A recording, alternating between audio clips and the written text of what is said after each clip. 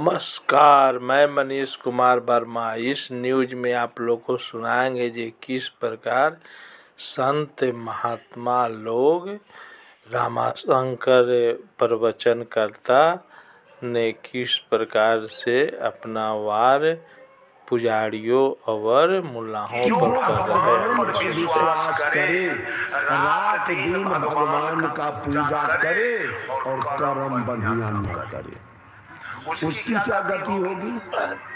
और जो भगवान पर विश्वास न रखे, भगवान का पूजा न करे, केवल कर्म अपना बढ़िया करे, उसकी क्या गति होगी। पादरी जी मुँह बादिया, इसका अर्थ हम नहीं जानते। कहा आप ही बोलते हो, आपने बोले हुए बात का जवाब नहीं जानते हो, तब तुम्हारा प्रवचन नहीं होगा। बंद रखो प्रवचन। दुनिया को बेवकूफ समझते हो क्या।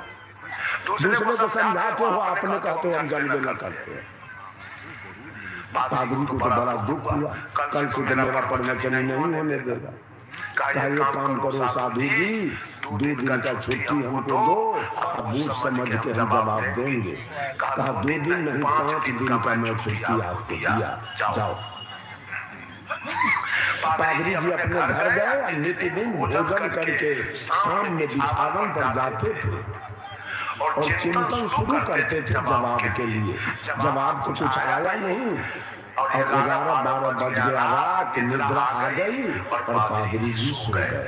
ऐसा करते 4 रात का समय बीत गया, कोई जवाब नहीं आया। आज अंतिम 5वां रात है। पादरी जी आप गहरी चिंतन में है कि कल वो साधु जवाब मांगेगा, जवाब कुछ आया नहीं, कल मैं क्या करूँगा। आज गहरी चिंतन में है, चिंतन करते करते 2-2:30 बज गया रात, फिर भी कोई जवाब नहीं आया। निद्रा आई और पादरी जी सो गए। इसके बाद अर्ध निद्रा में पादरी जी सपना देखने लगे। सपना में पादरी जी की मृत्यु हो गई, पादरी जी मर गए। मर गए तो जमराज आया। दृष्टांत थोड़ा हेर फेर भी होता है। पादरी जी मर गए तो जमराज आया। जमराज कहा पादरी जी अब आपका समय पूरा हो गया, चलने के लिए तैयार हो जाइए। तो पादरी जी पूछे हमको कहाँ ले चलिएगा। जमराज कहा आपको मैं स्वर्ग ले चलूंगा। जी के मन में खुशहाली आई, खैर जाना भी है तो स्वर्ग जाना है। कहा एक काम कीजिए, 5 मिनट में आप आइए, तब तक हम तैयार हो जाते। 5 मिनट के बाद जमराज आ गया। कहा पादरी जी तैयार हैं। कहा तैयार तो हैं, लेकिन एक बात आपसे और जानना है। कहा जल्दी बोलिए। कहा स्वर्ग की विशेषता हमको कुछ बता दीजिए। कहा सुन लीजिए, स्वर्ग में कभी सूर्यास्त नहीं होता है, हमेशा दिन, हमेशा प्रकाश। ये तो कमाल का पत्ता चला बाबा जी। बहुत बड़ा और काया किस्म का आदमी है ये बाबा। प्रकाश। स्वर्ग के लोग मरुआ, जनेरा, मकई या गेहूं की रोटी नहीं खाते। स्वर्ग के लोग पेड़ा, रसगुल्ला, काजू, किशमिश, बादाम खाते। स्वर्ग में झोपड़ी, मरैया, एस्बेस्टस, टीन के चदरा वाला, खपरा वाला घर किसी का नहीं है। सबका है 10-20 महल के एयर कंडीशन मकान। स्वर्ग में लोग खटिया, चौकिया, चटैया, बोरा पर नहीं सोते, वो पलंग तोसक तकिया लगा के। स्वर्ग में कहीं सेवरी, मीरा, अनसुईया का भजन होता है, तो स्वर्ग में कहीं बुद्ध, महावीर, सदगुरु, कबीर का प्रवचन होता है। स्वर्ग में कहीं सुंदर फूल के बगीचे मिलेंगे। स्वर्ग में कहीं सुंदर लाल पीले फल के बगीचा मिलेंगे। पादरी जी का मन तो खुशहाली से भर गया। कहा चलिए पादरी जी और जमराज। अब जब स्वर्ग के निकट पहुंचते हैं तो रात अंधेरी है, चारों तरफ झोपड़ी, मरैया का घर है और सारे लोग जनेरा, मरुआ की रोटी लेके झक मार रहे।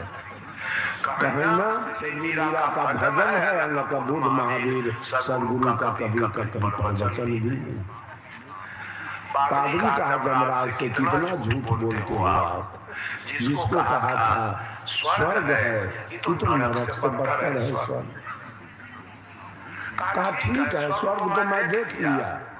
पादरी कहा जमराज से, स्वर्ग में देख लिया, अब जरा नरक दिखा दो हमको। जमराज कहा नरक देखोगे क्या? कहा जी चलो। जब नरक में पहुंचे तो पूरा प्रकाश है दिन, चारों तरफ 10-20 महल के एयर कंडीशन मकान झलक रहे, चारों तरफ से नीराम सूर्या का भजन हो रहा है, चारों तरफ बुद्ध महावीर सदगुरु कबीर का प्रवचन चल रहा है, सारे लोग हलवा पूरी मिठाई काजू किशमिश भोजन कर रहे हैं, चारों तरफ सुंदर फूल और सुंदर फल के बगीचे दिखाई दे रहे हैं। पादरी कहा जमराज से, कितना झूठ बोलते हो आप, जिसको आपने स्वर्ग कहा था वो नरक से बदतर है, और जिसको आपने नरक कहा था वो स्वर्ग से बदतर है, ऐसा क्यों?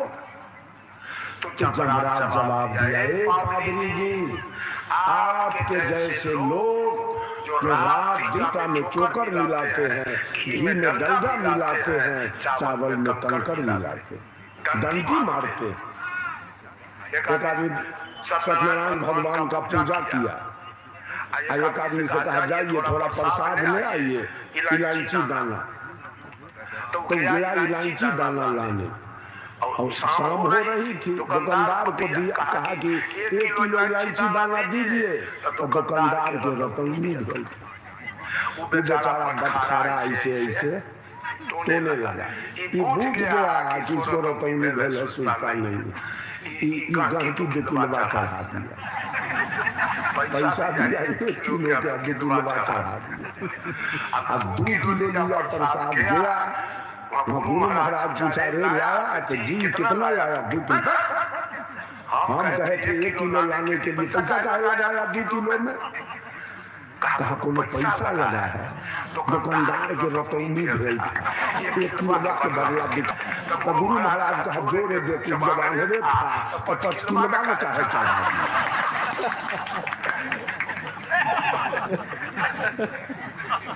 बंधुओं, जो ईश्वरवादी होते हैं उनका कर्म कभी ठीक नहीं होगा। जो भगवान के पूजा करने वाले हैं, कर्म कैसे? वो तो भोला बाबा के जल चढ़ा के आते हैं, घरे मांस भात खाते हैं, कर्म कैसे ठीक होगा? जो ईश्वरवादी है उनका कर्म कभी ठीक 1, 2, 3 हो ही नहीं सकता है। कभी गाली पढ़ेंगे, वो चोरी करेंगे, दलाली खाएंगे, वो घूस खाएंगे और बैनाथ दाम जाएंगे, और सारा पाप भोला बाबा के टीपी पर चढ़ा देंगे। ये ज्ञापन कहा जमराज, कहा पादरी जी से, पादरी जी आपके जैसे लोग ईश्वरवादी, भगवान का पूजा करने वाला, जो कर्म बढ़िया नहीं किया है, ये सारे लोग आकर और इस नरक, इस स्वर्ग को नरक बना दिया। भगवानवादी लोग, भगवान के पूजा करने वाले लोग आकर के इस स्वर्ग को नरक बनाया है, और बुद्ध के जैसे लोग, कबीर के जैसे लोग, सुकरात के जैसे लोग, लाओत्से के जैसे लोग, रजनीश के जैसे लोग, जो अपने कर्म का भरोसा किया, वो भगवान का भरोसा छोड़ दिया है, अपना कर्म बढ़िया किया है, वे सारे लोग आकर इस नरक को स्वर्ग बनाया।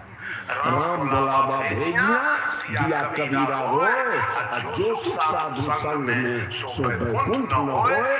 जिस दिन मनुष्य का केवल कर्म ठीक हो जाए, स्वर्ग जाने की आवश्यकता नहीं है, स्वर्ग उतर के आपके निकट आ जाए।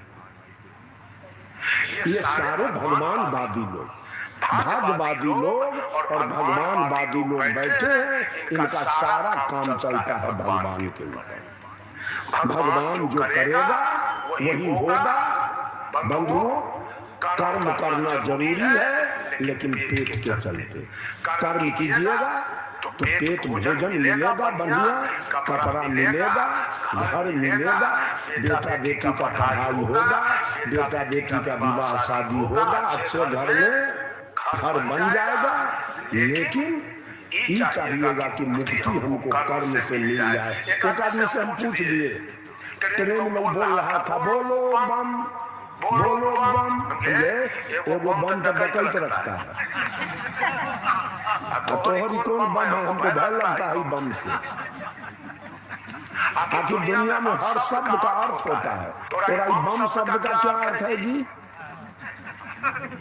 मूल बाबिया का हम नहीं जानते, हम जानते। हमसे पूछिए, कहा बोलिए, हम कहा कि बम शब्द अशुद्ध है, शुद्ध है बम शब्द, शुद्ध है बम। जैसे आप राजनीति पार्टी में भी सुनते हैं वामपंथी, शुद्ध शब्द है बम, क्योंकि महावीर जी वाम मार्गी थे। वाम शब्द की उत्पत्ति पंच मकार से हुई है, मौ से मछली, मौ से मांस, मौ से मदिरा, मौ से मैथुन और मौ से मुद्रा। जो मछली खाता होगा, जो मांस खाता होगा, जो मदिरा पीता होगा, जो मैथुन करता होगा और जो हमेशा मुद्रा के चक्कर में रहता होगा, वो सारे वाम मार्गी होंगे और सब भोला के शिष्य होंगे। कहना चाहिए बोलो बम, तो अशुद्ध बोलते हैं बोलो बम। जितना भी आपको ड्राइवर खलासी दुनिया के अंदर है, सब वाम मार्गी है। भर दिन शिखर पर आग चिबाएगा, शाम हुए ड्राइवर के निकट एगो शिवलिंग रखेगा, और भर दिन शिखर पर आग खाएगा, और शाम हुई गाड़ी लगाएगा और होटल में मुर्गा भात, मछली भात और मांस भात सब खाएगा, दारू पिएगा। जितनी भी वेश्याएं हैं सब वाम मार्गी है। रात दिन वेश्यावृत्ति करेगी और भोरे उठ कर भोला बाबा के जल चढ़ाएगी। जितना भी मुसलमान है सब वाम मार्गी है, जितने भी ईसाई है सब वाम मार्गी है। जितने लोग मांस मछली खाते हैं, तारी दारू खैनी गिरी खाते हैं, सब वाम मार्गी है। मुसलमान भी परोक्ष रूप से वही काम कर रहा है। और मुसलमान से मैंने पूछा, बहुत मोटा तगड़ा आपका शरीर है, बहुत भाषण देते हैं, दूसरे का मांस खा करके इतना बड़ा कल्ला बढ़ाए हैं, अब खूब बोलते हैं तेजी से। मैं आपसे पूछता हूँ, और आपके शरीर का मांस कोई खाना चाहे तब, और आपके शरीर का मांस किसी को पसंद आ जाए तब क्या कीजिएगा? ताकि तुरंत उठ के हमारे निकल से चल जाइएगा। आप तो दूसरे के शरीर का मांस खा के बहुत बोलते हैं अल्लाह अकबर। आपके शरीर का मांस खाना अगर कोई पसंद करे तब क्या नतीजा होगा आपका? चुपचाप उठ के चल दिया। साहब कबीर कहते हैं, मौलाना सुनो कुरान की बातें रे मौलाना, सुनो रे कुरान की बातें। जिस बकरी के दूध पिया तुम्हें मातू के नाते, उस बकरी को गला कटारे अपने हाथ छुड़ाते रे मौलाना, सुन रे कुरान की बातें। कर्म तो कियो कसाई के बंदे, पाक कियो कलमाते। लहरी की उल्टी कौन सिखाई, अहमद नहीं लगाते रे मौलाना, सुन रे कुरान की बातें। साहब कबीर कहे कि कहते हो कि एक परमात्मा है, एक अल्लाह है जो सब कुछ बनाया। मान लिया मैं तुम्हारी बात, तो एक मालिक के सकल जीव है, कीट पतंग जहाँ पे।